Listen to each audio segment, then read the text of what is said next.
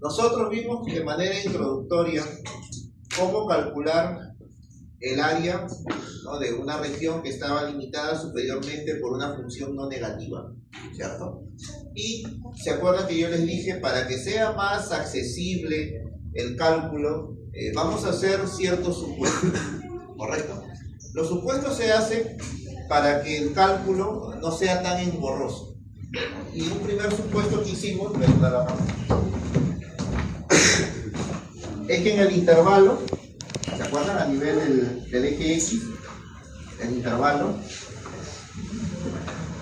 que era cerrado, entonces nosotros lo particionamos, ¿sí? Lo particionamos. Y cuando lo particionamos, empezábamos diciendo que él, por comodidad, X sub 0, claro que esto sería un primer punto, ¿verdad? Pero ¿por qué le poníamos X sub 0? Porque al momento de elegir este punto, por ejemplo, y llamarle X sub 2, perdón, X sub 1, entonces, ¿esto que viene a ser? Un subintervalo. Este 1 me indica intervalo 1, pues. Y cuando por aquí colocaba X sub 2, por decirlo así, entonces esto vendría a ser el segundo. Técnicamente esto se llama subintervalo, ¿sí? Porque el intervalo es el más grande. Subintervalo. Y aquí yo puedo poner más puntos, ¿no? Por ejemplo, aquí puedo poner X sub 3. Por aquí puedo poner X sub 4. Y tal vez este último quiero llamarle X sub 5. Entonces, este 5, ¿qué me indica? Que el intervalo AB se ha particionado en 5 subintervalos. ¿No? Esa era la idea. Pero ustedes también recordarán que les dije, ¿no? Para poder calcular mejor el área y no sea tan complicado, ¿qué hicimos? Hicimos que cada uno de estos puntos sea equidistante, ¿sí? ¿No? Equidistante. Es decir, que cada uno de ellos, estos subintervalos, tenían igual longitud. ¿Cierto? Igual longitud. Y eso nos facilitaba mucho las cosas. ¿Correcto? Este conjunto de puntos, ¿cómo se llama? Partición. Así se le llama. Si la partición nos genera subintervalos que tienen igual longitud, entonces eso se llama partición regular. Pero si nos genera subintervalos que tienen diferente longitud, entonces eso vendría a ser una partición no regular. ¿Correcto? ¿Ya? Eso es lo que tenemos que entender. Entonces lo que hicimos el día de ayer fue más que todo algo bastante sencillo para poder calcular el límite. En cambio ahora lo estamos poniendo en general. Mira. Definición 1. Tenemos un intervalo cerrado. Para nosotros esto va a ser un intervalo cerrado. ¿Correcto? Muy bien. El conjunto de números P igual, mire este conjunto, que obviamente está incluido en este intervalo, se denomina una partición de dicho intervalo si se cumple esta condición. Asumimos que el inicio del intervalo le llamamos X sub 0 y el final le llamamos X sub n, asumiendo que tú eliges n puntos, ¿no? N puntos. Observa que aquí en ningún momento se menciona que la longitud de X sub 0 a X sub 1 es la misma que de X sub 1 a X sub 2. No dice, ¿cierto? No dice. Esa es una partición. Ya nosotros, anteriormente, por comodidad, hicimos que sea la misma longitud. En cambio aquí ya tenemos la definición general. Muy bien. Cuando no tienen la misma longitud, entonces necesitamos de otra definición. La norma, ¿no?, que es la distancia. Algunos le llaman o el diámetro de la partición de A, B es el número. Mira, esta es la norma. ¿Cierto? Esta es la norma. Entonces, si nosotros nos vamos acá, tú te das cuenta que aquí las longitudes son distintas. Vamos a suponer que esto mida 1, por ejemplo. Esto vamos a suponer que mida 2,5, ¿cierto? Esto de aquí que mida, no sé, pues 0,8, por ejemplo. Esto de aquí que mida 2. Y esto de aquí que mida 2,3, por ejemplo. Ya está. Entonces, si nosotros quisiéramos hallar la norma de esta partición, o sea, de toda esta partición, Según esa definición que está ahí, ¿qué nos dice? Ah, muy bien. La norma va a ser el máximo. ¿Quién es este de aquí, el delta de x sub i? El delta de x sub i es la longitud del 10º subintervalo. Entonces, ¿yo qué tengo que hacer? Tengo que tener la longitud de todos los subintervalos, de todos, y después capturo el máximo. Y eso se llama norma, ¿no? La norma. Muy bien, entonces aquí en este caso tengo la longitud. Esto sería la longitud de x sub 1 menos x sub 0. Sería 1. Esto sería la longitud de x sub 2 menos x sub 1. ¿Correcto? Muy bien. Una vez que tengo todas las longitudes, capturamos el máximo. En este caso el máximo es 2,5. Y eso sería la norma. ¿No? Esa es la norma. Muy bien. Excelente. Ya está. Eso es lo que me está diciendo acá. Él es la longitud. ¿Ves? Denota la longitud del 10º subintervalo, que es este de acá. Este es el subintervalo. Ya, perfecto. Entonces ya tenemos qué cosa es una partición, ya tenemos qué cosa va a ser la norma. ¿Cierto? La norma. ¿Qué pasa cuando todos tienen la misma longitud? Entonces, si todos tienen la misma longitud, por ejemplo, si todos fueran 1, entonces la norma sería ese valor, ¿sí o no? Porque viene a ser constante, ¿cierto? Y acuérdense bien que cuando todos tenían el mismo valor, nosotros ¿qué utilizamos? Utilizamos esta notación. Le pusimos así, delta de x, ¿sí o no? ¿No? Así lo pusimos, ¿correcto? Entonces, si yo utilizo esta partición donde los puntos son equidistantes, entonces la norma vendría a ser el de acá. ¿Te das cuenta? Eso es lo que hicimos, ¿no? Y aún más, nosotros, cuando hicimos que todas las longitudes sean iguales, este valor también lo podíamos hallar, ¿sí o no? ¿Cómo lo hallábamos? Primero, la longitud del intervalo total, pues, ¿no? B menos A sobre la cantidad de su intervalo. ¿De acuerdo? Así lo hicimos, ¿cierto? Entonces, quiere decir que esta expresión que tenemos aquí es un caso particular de norma. Es un caso particular de norma. Porque el caso general es el de acá. Este es el general. ¿Y eso qué involucra? Mientras aquí todos los rectangulitos que yo pongo de manera perpendicular, ¿cierto? Tienen la misma base, en cambio acá no. Acá si yo pongo un rectangulito de esta forma y aquí pongo el otro rectangulito, él va a ser más ancho que él, ¿sí o no? Entonces ahí van a estar desiguales, ¿no? Desiguales. Ya, muy bien, perfecto, ya está. Ahora sí, una vez que ya hemos entendido esas ideas, ya podemos entrar a lo que se llama la suma de rima, ¿cierto? La suma de rima. Y aquí he puesto un dibujo para interpretar la suma de rima, ¿no? La suma de rima. Lo primero es que no te vayas a confundir diciendo que la suma de rima es como si fuera en sí la suma de los rectángulos que hicimos ayer. Recuerda que ayer el problema introductorio fue calcular el área. Aquí en ningún momento estoy mencionando que voy a calcular el área. Si tú lees bien, no dice que la función es no negativa, en ningún momento dice, solamente dice que es real. Entonces eso sí hay que tener mucho cuidado. No mezclemos la definición general con una aplicación, ¿ya? Con una aplicación. Entonces, a ver, ¿cómo se define la suma de rima? Necesitamos una función que está definido en este intervalo cerrado, pero no basta con que esté definido. Por el momento voy a asumir que ahí su gráfica no se rompe. Función continua. Ya después vamos a ver, ¿cómo se llama el término? Seccionalmente continua.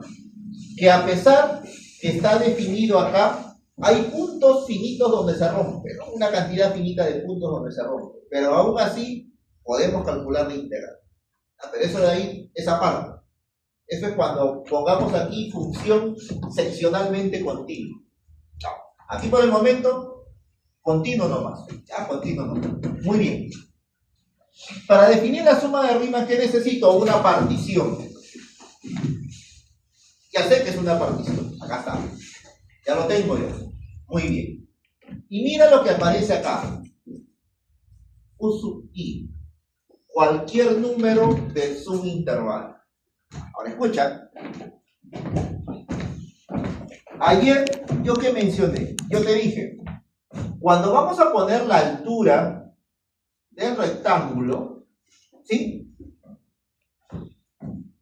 Para facilitar las cosas, yo que les dije, vamos a utilizar el extremo derecho, ¿sí?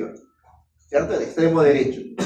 Y con el extremo derecho, te diste cuenta que aplicamos los límites, aplicamos también algunas sumatorias que ya se debería conocer, y al final pudimos calcular el área, ¿cierto? Pero también yo les dije, puedes utilizar este extremo, o puedes utilizar cualquier punto que está en este subintervalo. ¿Se acuerdan? Entonces, cuando yo utilicé este puntito de acá, ¿tú te acuerdas que la sumatoria que utilizábamos tenía esta forma, ¿sí? Aquí estaba el F, y como yo utilicé este puntito, ¿esto qué cosa era? El X sub I, ¿cierto? El X sub I. Y como todas las longitudes es constante ahí, porque todos eran X espaciados, en vez de poner esto de aquí, colocábamos delta de X. Y ese es un caso particular. En cambio, ahora alguien puede decir, profesor, ¿sabes qué? Yo no quiero que sea este extremo. Yo quiero que sea este extremo de acá. ¿No? Otro me dice, no, profesor, yo quiero que sea el medio. No, profesor, yo quiero que esté acá. El número que tú quieras. Entonces, eso es lo que estamos poniendo acá, mira. ¿Ves? Este U sub I, ¿qué vendría a ser? Vendría a ser cualquiera de los extremos o cualquier punto que esté adentro. ¿Ya? Cualquiera. Ya, entonces vamos a ponerlo aquí, mira. Por algo he puesto el dibujo acá. Este U sub I, ya. Yo quiero que sea el de acá, por ejemplo. Este de aquí, mira. Este de aquí quiero que sea el U sub I. Como aquí I vale 1, entonces esto sería el U sub 1. Acá, mira. ¿Te das cuenta? Ese de ahí. Ya, perfecto. Tú dirás, profesor, pero ahí se complica más las cosas. Aparentemente se complica, pero ¿cuál era el objetivo? Poder colocar la altura del rectángulo, ¿sí? Entonces vamos a colocar la altura del rectángulo. Muy bien. Entonces aquí.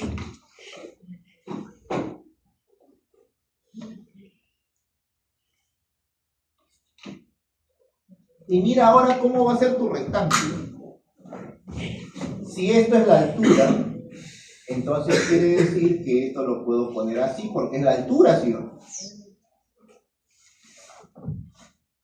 Llega ahí, y acá tengo que hacerle la proyección. Y de esa forma, este sería tu rectangulito que tú vas a utilizar. Este de aquí, mira.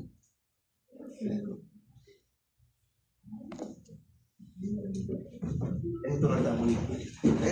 ¿Qué pasaría si este U sub 1 fuera el X sub 1? Entonces el rectangulito sería este de acá, ¿sí? Y ese es el que yo utilicé. Muy bien, entonces a eso se refiere que el U sub I es cualquier número del subintervalo. Ahora, si estamos hablando de la partición, mira, esta longitud es menor que esta.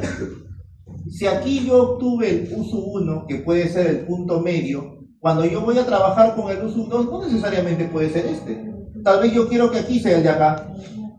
Listo. Entonces, si yo elijo que él sea mi U sub 2, lo voy a poner aquí. Entonces, calculo la altura, que vendría a ser acá. Y esto vendría a ser el rectangulito que voy a utilizar, que tiene como base esta longitud. No, entonces ahí su base vendría a ser pues la longitud de este subintervalo. Y aquí tendría el otro rectangulito.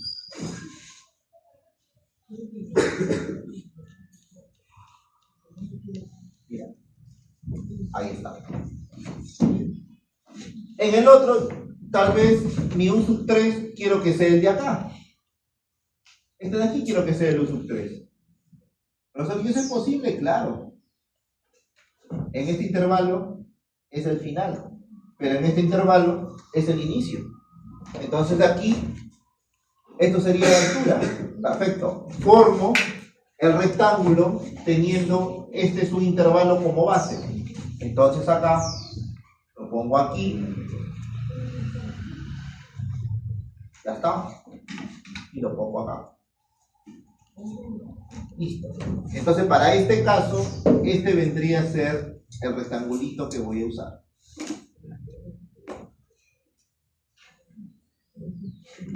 Bueno, muy bien. Eso sería más o menos si quisiéramos hacer lo que el día de ayer vimos, pero sin considerar el U sub I, el extremo derecho. Puede ser el que tú quieras. Ya, el que tú quieras. Muy bien. Ya, seguimos. Ya está. Entonces, aquí viene la conclusión. Fíjate que antes del entonces, en ningún momento dice que esta función es no negativa. Entonces quiere decir que si no dice, yo no puedo estar diciendo que esto va a ser al tengo que ver de otra forma. La imagen. ¿Por qué razón? Porque cuando yo sigo en la partición, por ejemplo, acá se me ocurre que esto sería el U sub 4. Sigo en esta partición, se me ocurre que está aquí el U sub 5. Pero si yo sigo con la idea de que es la altura de un rectángulo, yo tendría que ir hacia arriba, pero hacia arriba no hay nada. ¿No? Porque la altura de un rectángulo siempre es positiva, ¿verdad?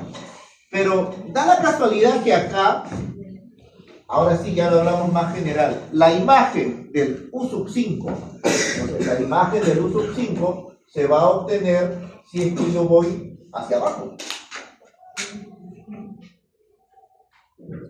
Y aquí estaría esta imagen. Entonces, ahora, mira, este rectangulito que yo formé acá sería un poquito más alucinante. De aquí hacia arriba sí podría decirle que es una altura, pero aquí es así, ¿cierto? Entonces, ahí surge a veces la idea de región negativa.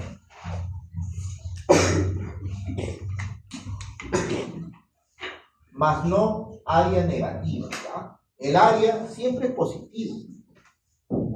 Entonces, pero la región, así como el ángulo trigonométrico, le puedes decir que es positivo o es negativo, ¿sí?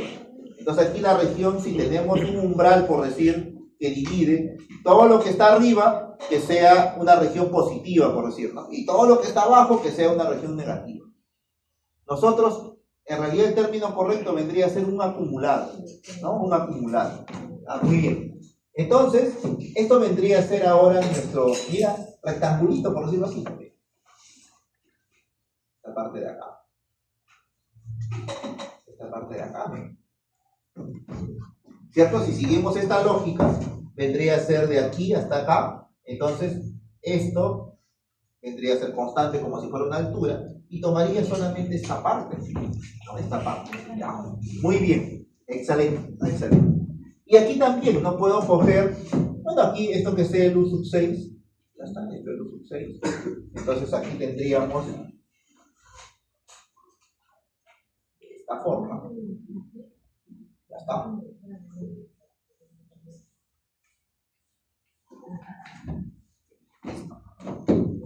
Y por último, que sea el de acá también, ¿no? Ya está. ¿Ya ves? Entonces, como hipótesis, en ningún momento nos dice que la función siempre va a estar por encima del eje. ¿Cómo lo tenemos que interpretar esto? Obviamente, para esta parte sobre todo, aquí me va a salir negativo. Aquí me va a salir negativo. ¿cierto? Me van a aquí negativo. Muy bien.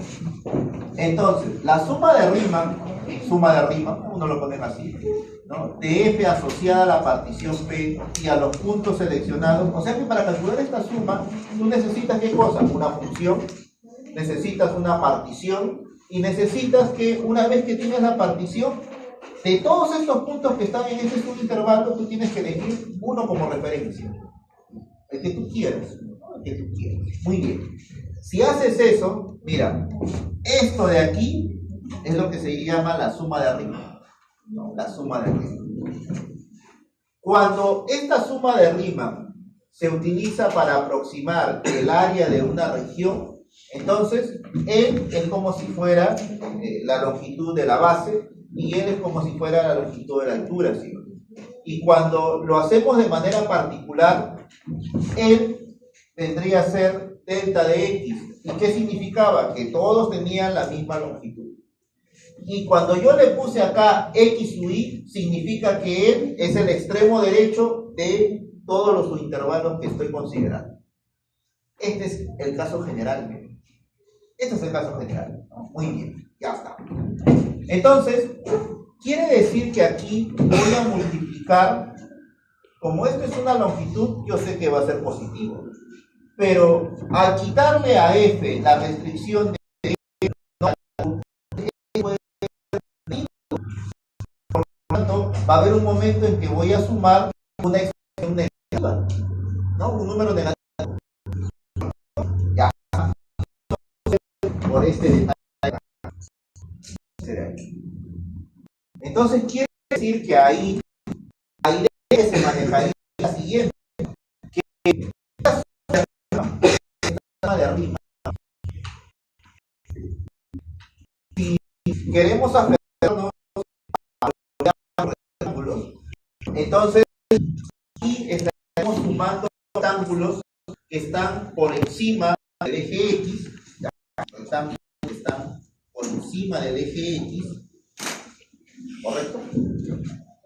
Y estaríamos quitando los rectángulos aquí que están por debajo del eje X. En otras palabras, vamos a suponer que después de haber multiplicado y sumamos hasta acá, y toda esta suma me sale por decir 20, ¿cierto? Muy bien. Después, toda esta parte de aquí, cuando lo multiplico esta imagen negativa, me va a salir un negativo. Y supongamos que todo esto sea menos 10. Entonces, el acumulado será 20 más menos 10. ¿Cierto? 20 más menos 10. Pero si este menos 10 le factorizo el menos, entonces sería como los rectángulos originales, ¿sí? ¿Cierto? Entonces, por esa razón se pone de esta forma. Y ya después vamos a ver que cuando se toma el límite, esto va a ser la evaluación en el límite superior menos la evaluación en el límite superior. Aún más, miren. ¿Ustedes se acuerdan? Eso sí desde el colegio, ¿no? El precio de venta es igual el costo más la ganancia, ¿sí? ¿No? Excelente, ¿no? Pero también aritmética comercial, ¿no? Podemos ponerlo como la venta menos el costo. Pero si vamos a un caso más general, la utilidad es los ingresos menos los gastos.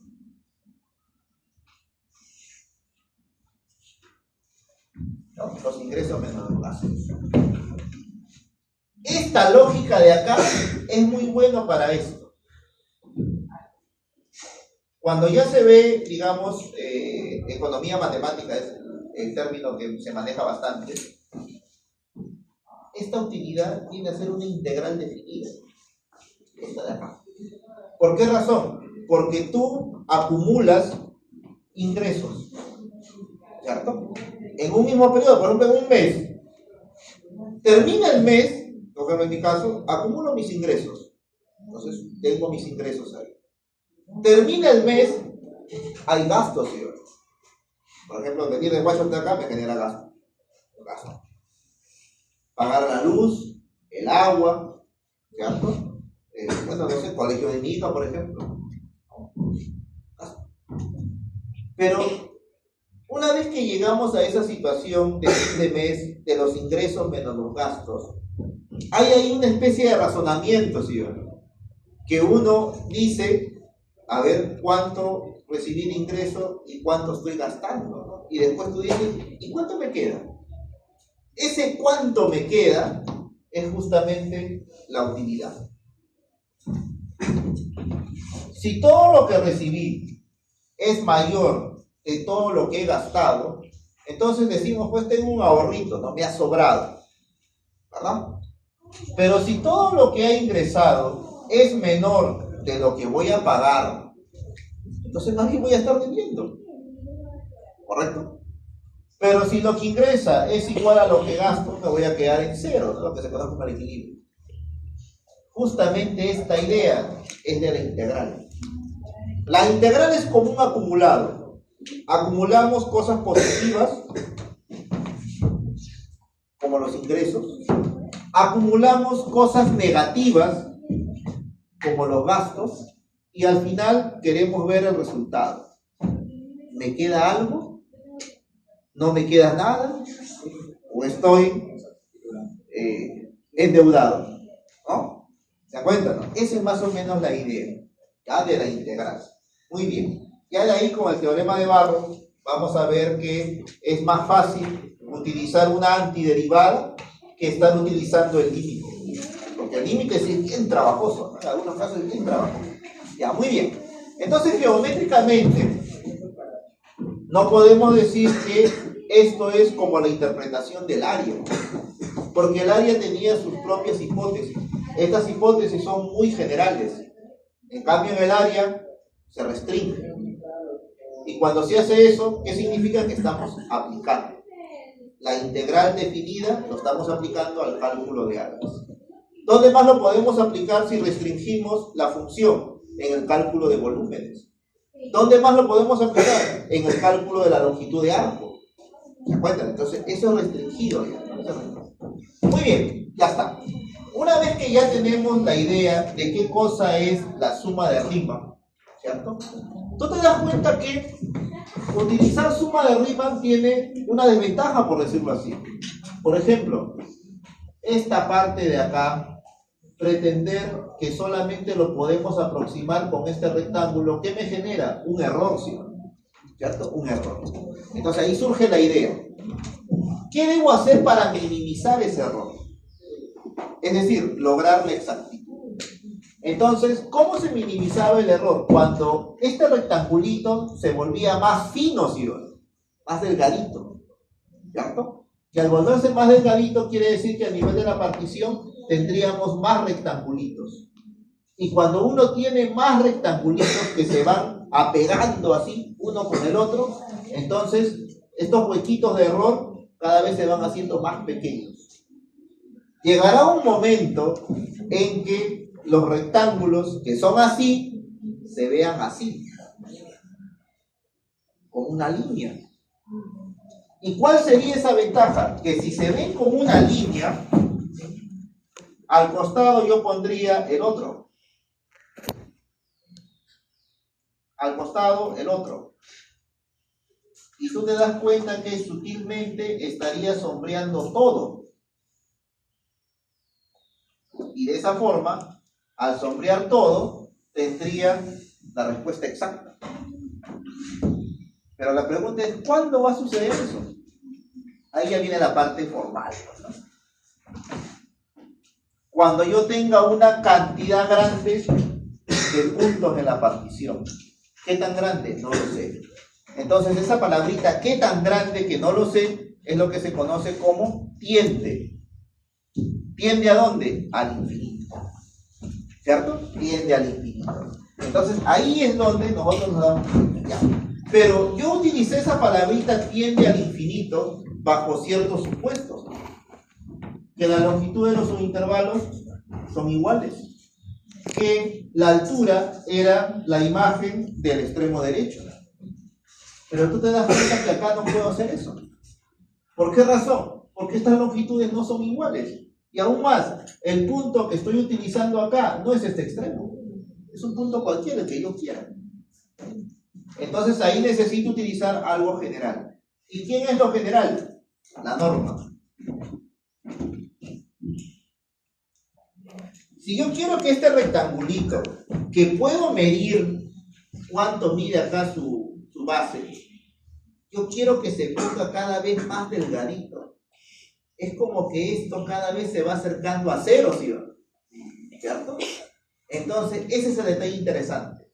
Si nosotros logramos que la norma tienda a cero, profesor, pero entonces tendría que ser exactamente cero. No, pues si es exactamente cero, no habría ni línea. ¿Dónde has visto algo que tenga base cero? No hay. ¿Cierto? Entonces por eso se dice tiende a cero. ¿Correcto? Entonces cuando esto tiende a cero, esto se vuelve lo más finito posible. Es como decir, ¿no? Esto es así, pero cuando él tiende a cero es como un cabello. Bien delgadito. ¿No? Ese es más o menos la idea. Ya, muy bien. Por eso es que si nosotros hacemos que la norma tienda a cero, entonces en algún momento se va a cubrir todo de manera exacta. Y al cubrirse todo de manera exacta, no va a haber estas sobras. En conclusión, error cero. ¿No? Error cero. Ya, muy bien. Entonces acá está. Integral definida. Esa es la que vamos a utilizar nosotros. Dice, necesitamos los supuestos básicos. F una función continua en este intervalo cerrado. Tenemos la partición. Mira, ahí está. Tenemos que elegir un punto de los subintervalos que se han originado con esta partición.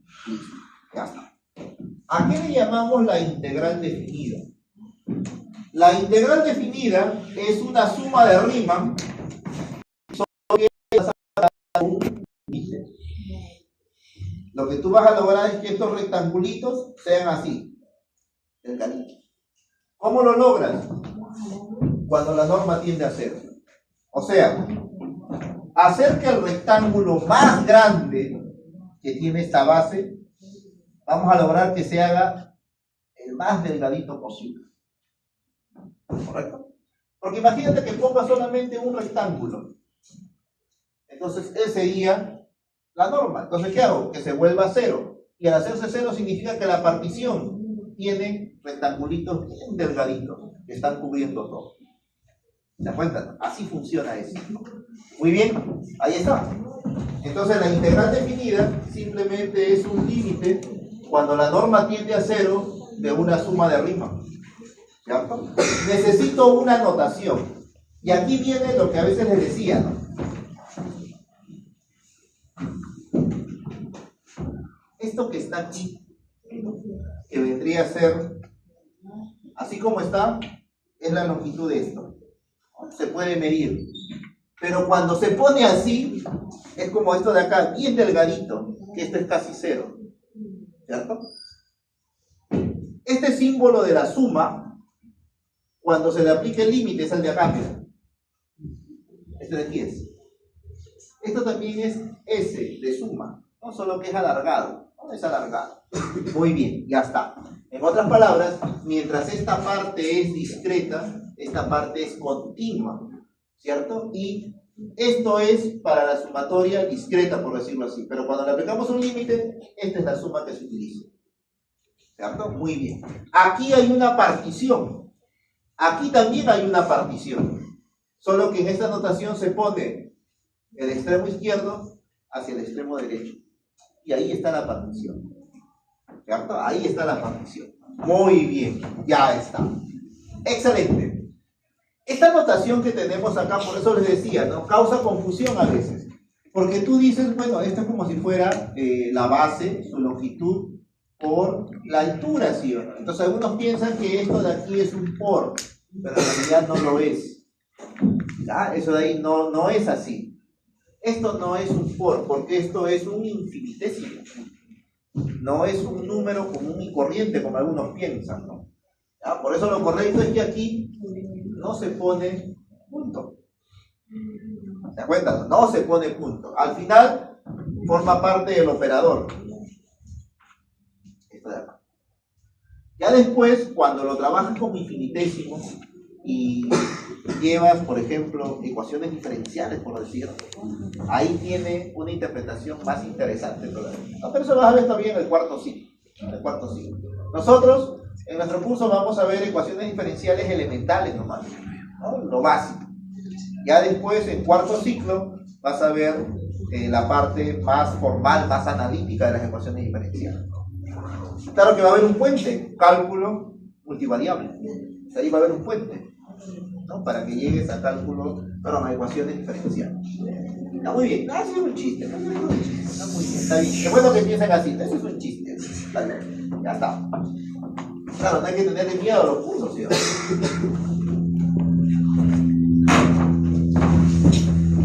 A él, ¿cómo lo vamos a llamar? Límite inferior de integración. Y a él, límite superior. Bueno, f ya sabemos que es la función integral. Y x es la variable de integración. Creo que ahí no hay ningún problema. Tú te das cuenta que al final, así como la derivada, que utilizas un límite, la integral también. Se utiliza un límite. Cuando veas, por ejemplo, transformada de Laplace, es otro límite, miren. Por eso es que siempre se busca que los estudiantes conozcan las técnicas de cálculo de límites. Cálculo de límites. Muy bien, ya está. Fenomenal. Ahora, una observación, mira. Una observación. A veces hay problemas en donde, por ejemplo, como el 2024-2, aquí no aparece la norma cuando tiende a 0. Aparece el número de sus intervalos. Está bien. Pero te dicen que apliques la definición. Entonces, no te olvides que en realidad esto es un caso particular de eso. ¿Y cómo lo obtenemos? Hay a veces textos que en la parte, digamos, derecha te dicen, ¿no? Utiliza el punto medio. Utilice el extremo derecho. Utilice el extremo izquierdo. Pero cuando no me dice nada, yo puedo utilizar el extremo que yo quiero, el punto que yo quiero. En otras palabras, yo puedo elegir el u sub i que yo quiero. Si yo quiero que aparezca n tiende al más infinito, eso hicimos ayer. ¿Qué hice para que aparezca n tiende al más infinito? El u sub i, ¿quién tiene que ser? X sub i. ¿Cierto? Y con eso se facilitaron las cosas. Por eso es que acá lo estoy poniendo como observación. Mira. Si la partición es regular, entonces los subintervalos tienen igual medida. ¿Qué significa eso? Que la norma vendría a ser esa medida, porque todos son iguales. ¿Cierto? Pero esto de aquí nosotros le llamamos el delta de x, que es la longitud común de todos los subintervalos. Pero también hicimos la deducción de él, ¿sí o no? B menos A sobre él. Entonces, cuando esta norma proviene de una partición regular, es más fácil trabajar con esto. En vez de poner el, pondríamos el de acá. Y en vez de poner u sub i, ¿qué pondría? X sub i. Y es una gran ventaja que el u sub i sea este de acá. ¿Por qué razón? Porque el x sub 2, nosotros, ¿cómo lo habíamos definido? El extremo izquierdo más 1, 2. 2 veces el delta de x, ¿sí? Y esto facilitaba las cosas. ¿Correcto? Ya, por esa razón es que aquí, cuando utilizamos esto, el u sub i, ¿quién vendría a ser? El x sub i. Voy a ponerlo acá abajo. ¿Dónde? No le he puesto acá. U sub i vendría a ser, para utilizar este n, el x sub i. Si tú quieres, puedes elegir el extremo izquierdo y no hay ningún problema. También te va a salir lo mismo. Solo que yo, ¿por qué elegí el extremo derecho? Si les comenté, yo elijo el extremo derecho para que él me indique cuántos subintervalos estoy usando. Por eso. En cambio, si elijo el extremo izquierdo, el de acá, y como voy a utilizar hasta aquí, tendría que sumarle 1 para tener la cantidad exacta de subintervalos que voy a usar. Entonces siempre hay que buscar la comodidad, no la comodidad, ¿ya? Para que sea más fácil. Entonces, como él va a ser x sub y, entonces aquí yo le puedo poner x sub y, ¿cierto? Y de esa manera aparece cuando n tiende al más infinito. Como los problemas de acá, por ejemplo. ¿Ya? Muy bien. Por eso te decía, si no me dice nada, ¿no?, del punto que debo usar, entonces yo uso el derecho para poder obtener esto y sea más fácil. ¿Ya? Muy bien. Ahora, profesor, y si nos piden el punto medio, claro, ahí en realidad ya tenemos que adaptarlo. Pero eso mayormente es para un tema, ¿cómo se llama esto? Integración numérica. ¿No? Eso ya es un tema más que todo de integración numérica, ¿cierto? Un tema aparte en realidad. Y ahí se trabaja con otras técnicas. De aquí en adelante, cada vez que tengan un problema así, consideren el lado derecho, el uso y, ¿ya? El uso y, para que sea más sencillo. Muy bien. Ahora sí. Vamos al ejemplo. Vamos al ejemplo. Miren. Recordando lo que hicimos ayer, pues, ¿no? Dice, calcula el valor de L. Entonces, tú te das cuenta que esto es una suma de rima. ¿Cierto? Es una suma de rima. Perfecto. Solo que esta parte de acá de la suma, esta parte de aquí de la suma, ya ha sido procesada, por decirlo así, ¿no? Ya ha sido procesada. Él, en realidad, sería el de acá, y eso sería B menos A sobre L. Claro que ahí no lo veo, ¿no? No veo quién es A, quién es B. No estoy viendo eso. Por eso es que para muchos a veces es un poco complicado esta parte, porque te la tienes que ingeniar, ¿no? Te la tienes que ingeniar. Muy bien, pero en realidad, si nosotros observamos bien, no es tan complicado como parece. ¿Ya? No es tan complicado como parece. ¿Por qué razón? Miren, vamos a ver. Fíjate. Si yo quiero que aparezca él, tú sabes que esto es un número, ¿sí? Es un número, ¿verdad? Y se tiene que dividir entre n.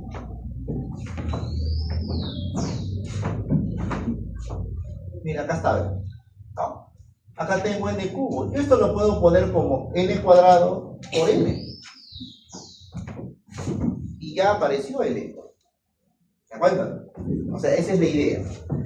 La notación es bastante clara. Me indica, trata de aislar una expresión de esta forma. Y todo lo que te queda vendría a ser una expresión que va a depender, pues, de una regla de correspondencia. ¿Cierto? Entonces vamos a recordar aquí lo que pusimos ayer. Recordar, salud. Muchos están un poco delicados, ¿y por qué? Muchos exámenes, seguro, ¿no? También, ¿no?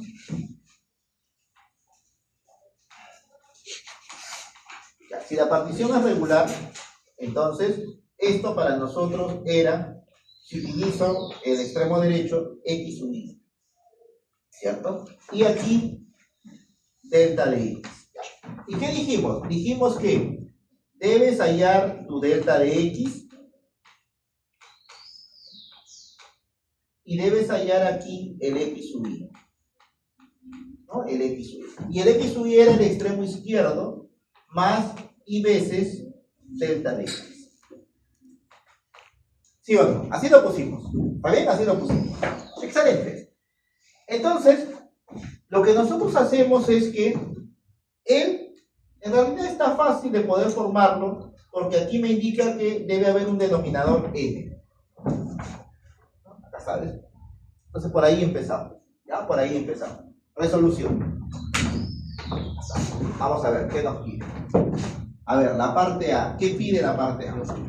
La parte A dice, calcula el valor de n. Ahí entonces hay que resolver el límite, ¿no? Entonces aquí está facilito. Ya está, resolvemos el límite. Un chiste. A ver este límite. No se olviden. Variable de la notación sigma y variable del límite. Si la variable aquí es y, que en realidad pues es un contador, ¿no? Entonces este n cubo puede salir fuera de la sumatoria, ¿sí? ¿No?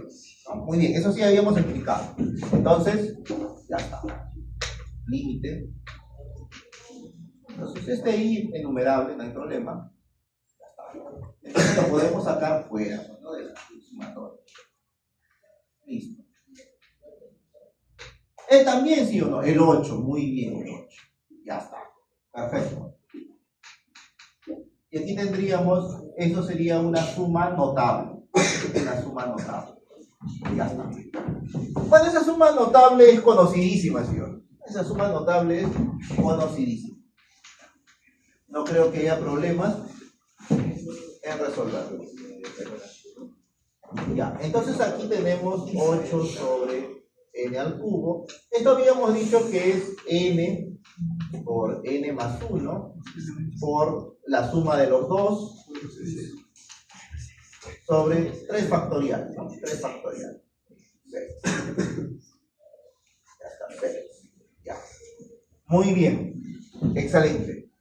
Bueno, y ahí ya puedes aplicar tus técnicas que has visto en cálculo diferencial. ¿Ya está? Podemos simplificar. Entonces aquí sería 4 tercios.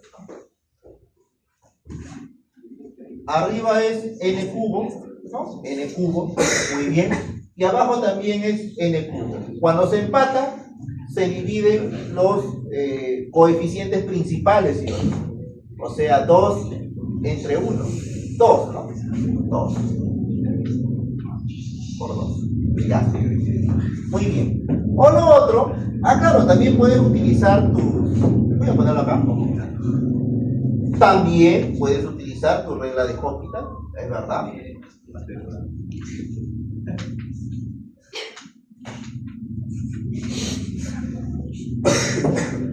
Simplificas n cuadrado, lo divides sobre n. También puedes hacer esto. El otro lo divides sobre n.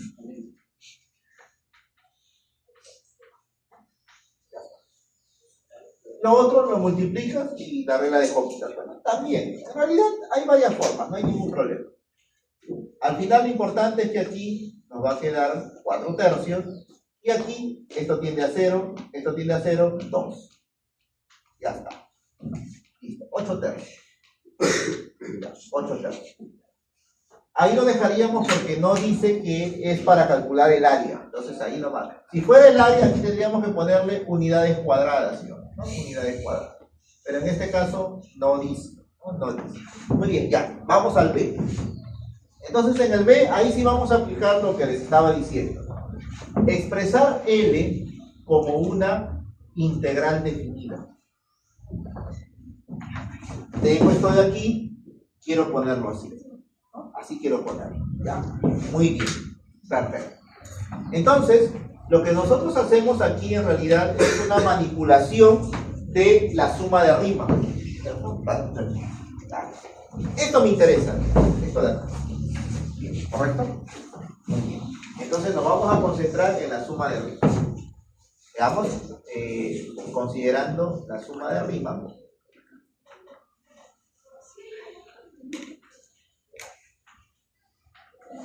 Suma de arriba.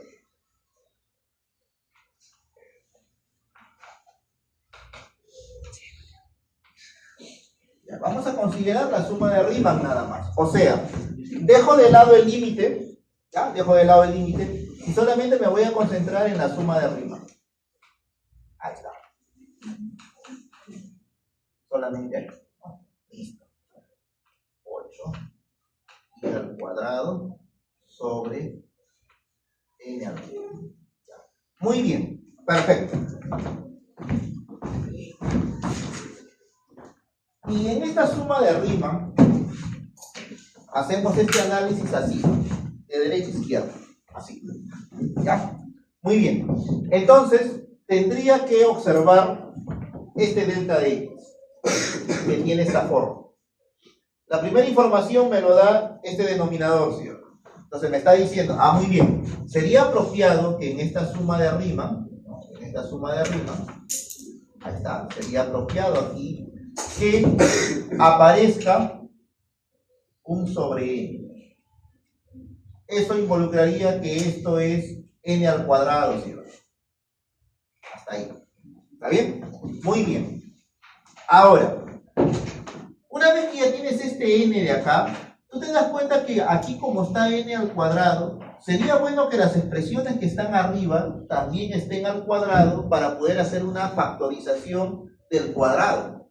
Eso sería más cómodo para nosotros. ¿Por qué razón? Porque tentativamente tendría una regla de correspondencia que sería elevar al cuadrado. ¿No? Esa es más o menos la idea. Muy bien, excelente. Entonces, mira, no es una casualidad que acá está i al cuadrado, mira.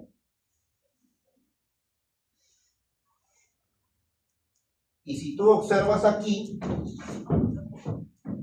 este x sub i, que es el que vamos a poner acá, mira, tiene un i elevado a la 1, ojo, elevado a la 1, ¿cierto? Y al costado se está multiplicando por el delta de x. Fíjate, ahí lo dice. Muy bien. Entonces, si solamente fuera así, fíjate, la función sería elevar al cuadrado y aquí tendría i sobre n. Y esto coincide con lo que está acá. El i está elevado a la 1. 1 sobre n, si esto fuera 1, sería 1 sobre n. Bueno, ¿se dan cuenta? No, muy bien, ya está. O sea, profesor, que lo que podemos hacer es, el 8 lo puedo poner acá. Claro, lo puedes poner ahí. Y me estaría quedando i cuadrado sobre n al cubo. Y lo puedo poner así, y acá puedo poner el 1. Y como el 8 está afuera, ya tendría esta expresión. ¿Está bien? Sí está bien. ¿Cierto? Sí está bien. Muy bien, ya. Pero ahora, en este 8, tú lo puedes poner, si estamos asumiendo que esto está al cuadrado, este 8 lo puedes poner también como un producto en donde uno de sus factores sea cuadrado perfecto, ¿sí? ¿Cierto? Muy bien. O sea, lo puedo poner así, 4. Y acá le pongo el 2. ¿Por qué le pongo el 4? Porque el 4 es cuadrado perfecto y esto se puede factorizar, ¿no? Entonces aquí, toda esta expresión al cuadrado, cuando lo pongo como 2 al cuadrado. Y no es una casualidad que después de haber hecho eso, se va a quedar así, mira. Y curiosamente aquí está el 2 sobre n. Y no es una casualidad que él te tiene que salir acá. No es casualidad eso. Porque acá lo dice. En el x sub i, el delta de x tiene que estar acompañando al i. Me tiene que salir. Por eso es importante empezar siempre por este lado de acá. Profesor, y si no aparece ahí, tú lo manipulas. Por ejemplo, imagínate que esto fuera, no sé, pues se me ocurre 3 sobre n. Y yo necesito que acá aparezca el i sobre n multiplicado por 3. Entonces, ¿qué tendría que hacer? Tendría que ponerle acá un 9 y aquí un sobre 9, ¿sí o no? Para adaptarlo. O sea, uno tiene que hacerlo así. Porque si no lo adaptas, no vas a poder llegar a esta forma de acá. ¿Ves? El delta de x tiene que estar multiplicado por su i. Profesor, ¿y este numerito? Un consejo, no te preocupes tanto por este número. Si solamente aparece esto, ¿cuánto tiene que ser él? 0, ¿sí o no? ¿Ya ves? O sea, no tienes por qué preocuparte por este número. Ya, muy bien. Ya, entonces, listo. Esto vendría a ser mi delta de X. Una vez que tengo él, necesito que él aparezca acá también. Pero como esto es una función, entonces puedo hacer manipulaciones. Por ejemplo, elevar al cuadrado, sacar raíz, ¿no? Utilizar trigonometría, seno, coseno, qué sé yo. Eso ya va a depender de qué es lo que tengo acá. Muy bien. Entonces, a ver. Aquí tengo 2 sobre E. Si yo quiero que aparezca el I nada más y luego se pueda reemplazar en una función, entonces quiere decir que este al cuadrado tiene que factorizar al I. O sea, algo de esta forma, ¿no?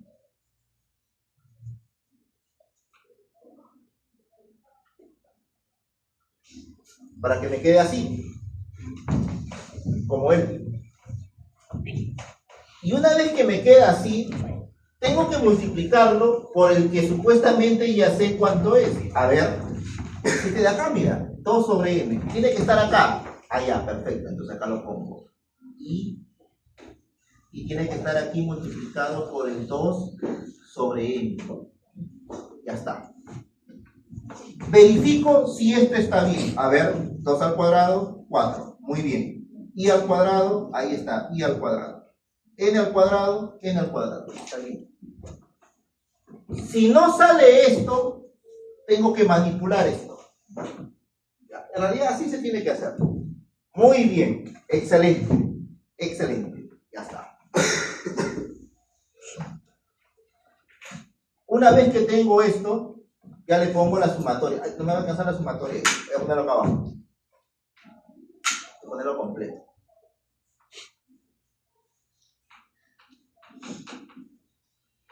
Ya, entonces lo pongo aquí. Así. Acá está el I. Aquí está el 2n. Lo puedo poner primero 2n y después no hay ningún problema. Esto se eleva al cuadrado, o sea que la función es elevar al cuadrado. Esa es la función. Esto es 2 sobre e. Ya está. Muy bien, ya está. Por eso te decía, preocúpate por esta parte de acá. Esto es lo que tienes que preocupar. Por el número de acá, no te preocupes. Porque tú le puedes poner más 0. Listo. Más 0. Y acuérdate que si le pones más 0, entonces tú estás diciendo que el extremo izquierdo es 0. Para que aquí sea 2, entonces el extremo derecho es 2. Profesor, entonces es bueno que el extremo izquierdo sea 0, y la respuesta es sí. En estos problemas, procura que tu extremo izquierdo sea 0. Eso es bueno. Automáticamente él sería tu extremo derecho. Esa es una gran ventaja, ¿no? Es una gran ventaja. Muy bien, ya está. Ahora sí. Mira. D menos A, ¿cuánto sería? 2. Y esto de aquí, que vendría a ser el X sub I, ¿no? El X sub I. El X sub I vendría a ser A más I por delta de X. Pero esto de aquí es lo que tenemos acá. Entonces, esto sería I por 2 sobre N, pues, ¿no? Esto es lo que tenemos aquí. Perfecto. Entonces, cuando tú comparas, él con él son iguales, entonces me queda que A es igual a 0. A es igual a 0. Y si A es igual a 0, entonces aquí esto sería 0, y B ¿cuánto vale? 2. Pero no vamos a estar haciendo todo esto, pues. ¿Ya? No vamos a estar formando el sistema para ver quién es A y quién es B. Me va a quitar tiempo. Por eso te decía, una vez que llegas a esto, tú ya sabes cuánto vale A. 0. Y si A vale 0, este de aquí, ¿quién va a ser? B. Ya, para no estar haciendo esto de acá. Voy a estar comparando y me va a quitar tiempo. Ya, me va a quitar tiempo. Muy bien, excelente. Ahora sí, seguimos.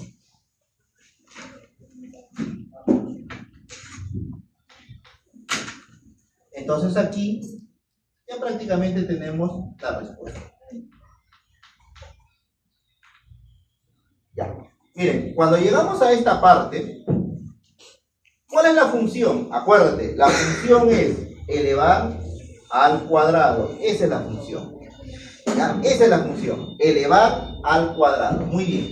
Entonces aquí tenemos la función. Elevar al cuadrado.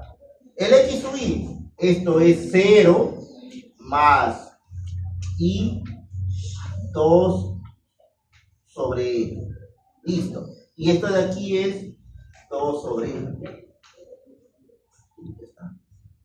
¿Se dan cuenta, no? Y esto es lo que tenemos acá. Él es él y él es el x sub y. Si ya tengo el x sub y, que vendría a ser él, y ya sé quién es la función, entonces automáticamente cojo la función. ¿Qué cosa es la función? Elevar al cuadrado. Y todo lo que es esto de acá se reemplaza por una x. Y ya se vuelve continuo. ¿Cuándo se vuelve continuo? Cuando estoy aplicando el límite. Entonces, ahora sí, le aplicamos el límite. Luego, aplícale el límite. Entonces, le aplicas límite. Límite cuando i, aquí, cuando n tiende al más infinito, ya está, le aplico el límite. Esto sería la sumatoria de i igual a 1 hasta n, ya está. ¿Ves? Entonces aquí tu función es elevar al cuadrado. Esa es tu función. ¿Correcto? Esa es tu función. Ya, lo podemos poner así.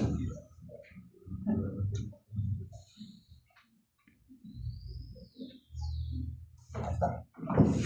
Esta es la función, elevar al cuadrado. ¿Y esto qué cosa es? El x sub y. Perfecto. Por.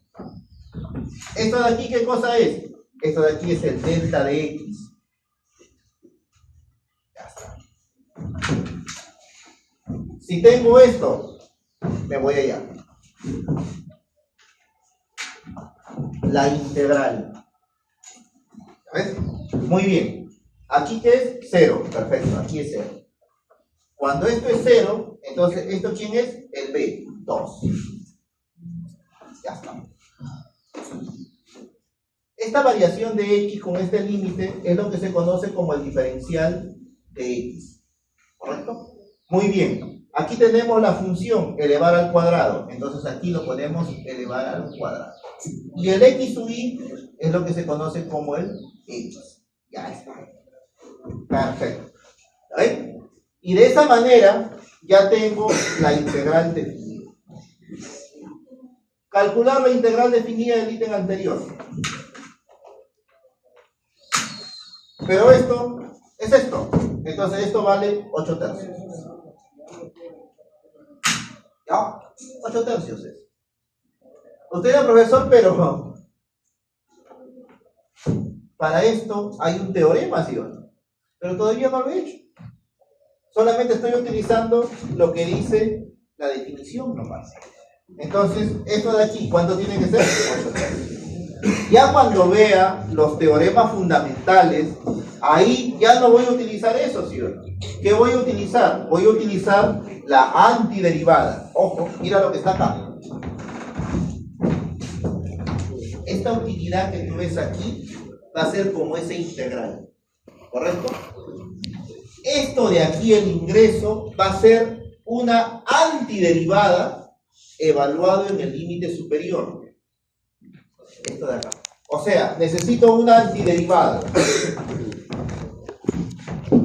X cubo sobre 3. Y lo tengo que evaluar en 2. ¿Y eso cuánto es? 8 tercios. Y aquí, ¿qué le voy a quitar? Esto de aquí va a ser la misma antiderivada, pero en el límite inferior. O sea, x cubo sobre 3 evaluado en 0. 8 tercios menos 0, 8 tercios. Entonces, ¿me va a salir lo mismo? No me va a salir lo mismo. ¿Ya? Muy bien. Por eso es que alguna de las aplicaciones de la integral definida es en estos tipos de problemas. ¿No? Eso se llama excedente del consumidor, excedente del productor. Son aplicaciones de Otra de las grandes aplicaciones es en el cálculo de probabilidades. Cuando ustedes llevan estadística, por ejemplo, ¿no? Ahí es común aplicar bastante las integrales. Y aún más, integrales sin próximos.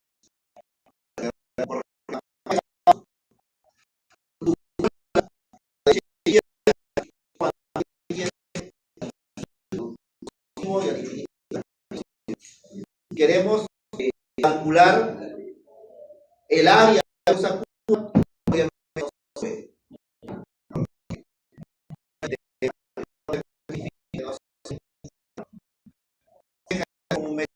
Por ustedes usan tabla de no hay una forma de hallarlo, no se utiliza tabla. Hoy en día ya las tablas han pasado de moda porque todo está en la calculadora. Todo está en la calculadora. Muy bien, ya está.